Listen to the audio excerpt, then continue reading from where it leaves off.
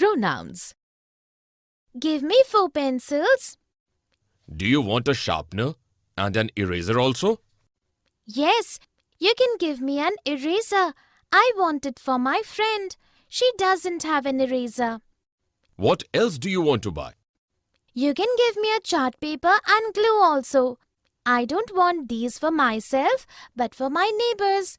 They wanted both the things. In the dialogues, the girl and the shopkeeper have used several words in the place of nouns. The words me, you, it, I, she, these, myself, they are examples of pronouns. Definition: a pronoun is a word which is used in place of a noun. Let us look at a few sentences. Richa saw Suman standing near the bus stop and waved cheerfully to call her. Anu met many people on the cruise and could not forget them for a long time. Udit's teacher asked him to explain the topic to the class. In the first sentence, her is a pronoun as it is used in the place of noun Suman. In the next sentence, them is a pronoun as it is used in the place of the noun people. In the third sentence, him is a proper noun as it is used in the place of noun Udit. Here is a list of some pronouns: this, these, that, those, mine, myself, his, himself, hers, herself, we, us, theirs, themselves. Personal pronouns. Father, would you like to have a cup of coffee? No. Please, give me a cup of tea. I am making an omelette. Should I make one for you too? Yes. Please do. My friends are coming over to meet me. Can you make something for them too? What would they like? Tea or coffee? Please, make tea for all of us. In the conversation, Father and Anu have used many words in place of a particular person or group of people. The words you, me, I, them, they, us are examples of personal pronouns. Definition: personal pronouns are words that take the place of a noun. That is, they are used in place of the name of any specific person, group of people, animal or thing. Let us look at few sentences. We requested Dinah to wait for us. Rishabh threw a ball and it went over my head. He is an excellent writer. In the first sentence, we and us are personal pronouns as both the words are used in place of a group of persons. In the next sentence, it is a personal pronoun as the word is used in the place of the noun ball. In the third sentence, he is a personal pronoun as the word is used for a specific person who is an excellent writer. Here is a list of some personal pronouns. Subject: I, you, he, she, it, we, they. Object: me, you, him, her, it, us, them. Reflexive pronouns. Aman, your room is so untidy. Who will clean it? Mother, I will do it myself. I will ask Suchi to help you. Will you help Aman clean his room, Suchi? No, Mother, let him do it himself. After all, we should all do our own work ourselves. You are right, Shuchi. Both of you finish your work and come down to the kitchen. You can help yourselves to some cookies I have made. In the conversation, Mother, Shuchi and Aman have used some words which point back towards the subject of the sentence. The words myself, himself, ourselves, yourselves are example of reflexive pronouns. Definition: those pronouns that refer back to the subject in the sentence or the subject in the clause are called reflexive pronouns. In singular form, these pronouns end with self, and in the plural form, these words end with selves. Let us look at few sentences. Suman insisted that she would complete the project herself. They decided to rent a car themselves and go for a tour of the town. Can you go to the doctor yourself, or do you need someone to accompany you?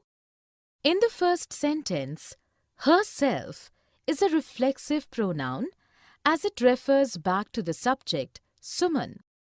In the next sentence, themselves is a reflexive pronoun since it points back to the plural subject they.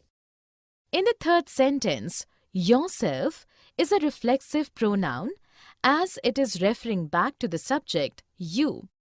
Here is a list of some reflexive pronouns. Singular, myself, yourself, itself, himself, herself. Plural, ourselves, yourselves, themselves. Interrogative pronoun. What is that in your bag? That is a football. Whose is it? It is Karan's. I think you are waiting for someone. Yes, I'm waiting for my friends. Who are they? Ashish and Karan are my friends.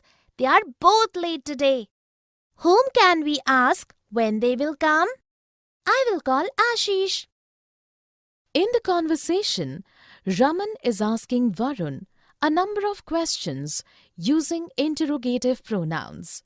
The words what, whose, who, and whom are examples of interrogative pronouns. Definition: interrogative pronouns are words that are used to ask questions and refer to what the question is about. An interrogative pronoun takes the place of a noun in the sentence in which it is used. Let us look at few sentences. Which is bigger? Who is coming to school tomorrow? What do you want? In the first sentence, which is an interrogative pronoun since it stands in the place of a noun and is a question word. In the next sentence, who is an interrogative pronoun since it is asking a question and is taking the place of a noun.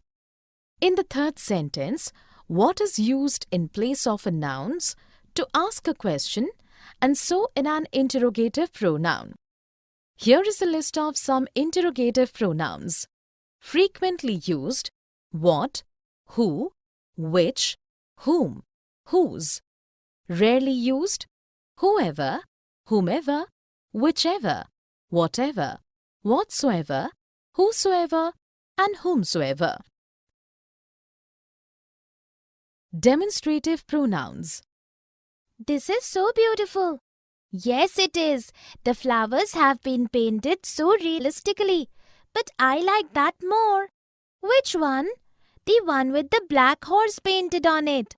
Yes, the eyes of the horse are so gentle. True. Come, let's go and have a closer look at those in that corner.